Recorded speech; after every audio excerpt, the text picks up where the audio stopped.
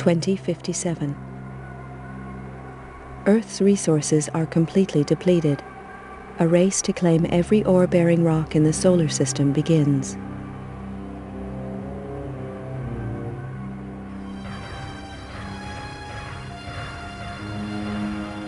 (2079). Tension grows as opposing nations compete for ever-declining resources and expand their military capabilities in space. 2085. Eurofed Deep Space Survey ship Argo is impounded by SDR-AF coalition forces. 3 ships are destroyed in the ensuing police action. Negotiations fail and war breaks out. 2086. The war escalates and military resources on all sides are rapidly depleted.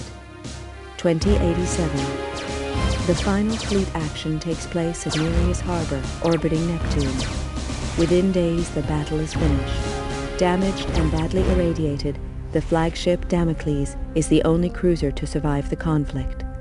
The war is over. Powerful multinational corporations unite to take control and restore order to the tatters of society.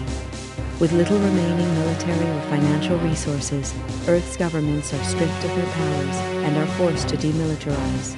The construction of capital-class armed spacecraft is outlawed.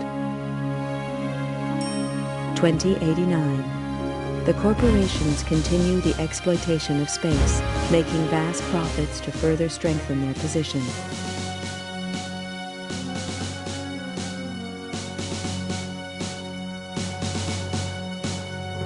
Earth's coalition government is allowed to create a multinational force to keep order in the colonies. The government police are born.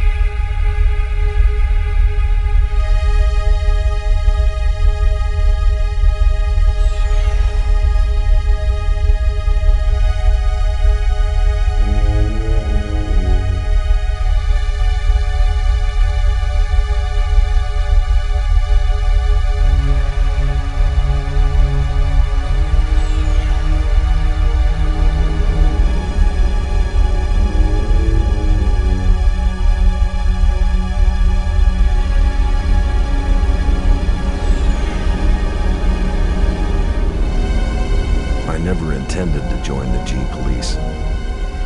A lot of vets did after the collapse, but I'd seen enough killing.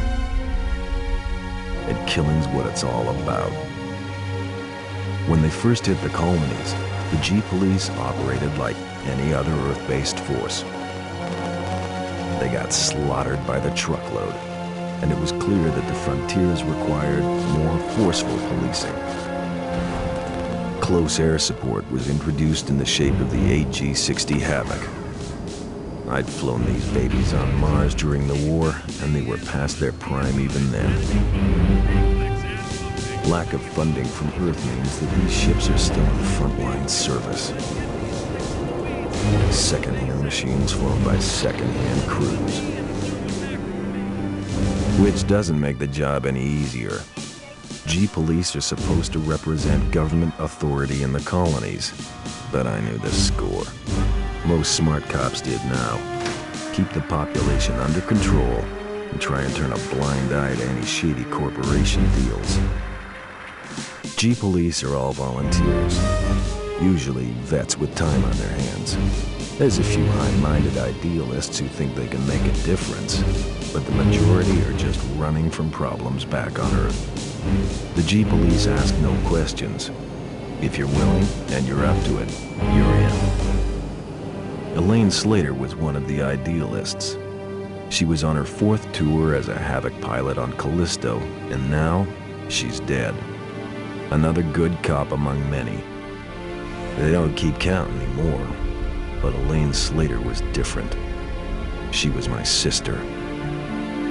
The inquiry gave a verdict of suicide linked to stress and depression. I didn't buy that. Elaine had won commendations for closing a couple of big cases, and she'd even hinted at a new romance. Depression just didn't fit the picture. If I didn't believe the suicide verdict, that left only one option. Someone murdered her and went to the trouble of covering it up. I had to know the truth. With a couple of street contacts and most of my savings, I bought a new identity and signed up as a Havoc pilot in the colonies. My military record got me a posting to the main hotspot, Callisto, to Elaine's old unit. I knew I'd have to watch my back out there. If anyone found out I was Elaine's brother, I was as good as dead.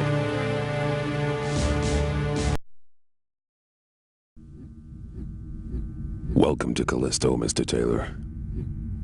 I'm Commander Horton, and I run this operation. I don't know who you were trying to fool with that false name, Bull Slater, but it's not gonna work on me. I'd met some of the pilots already. They seemed pleasant enough. Horton was another story. A horror story. He talked tough and looked tougher. That hunk of tin hanging around his brain hadn't slowed him down, though. He'd spotted my phony ID and was not impressed.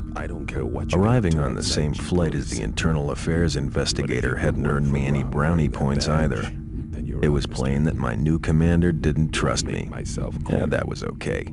I wasn't too sure about him either. We both understand each other. As I listened to Horton, I noticed the medals he wore. A vet from the Naris action. No wonder he looked half dead.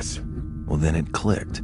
He was the Horton, the last great fleet captain. What the hell was he doing in this backwater? I don't trust you, Slater, and I'm gonna be watching you like a hawk.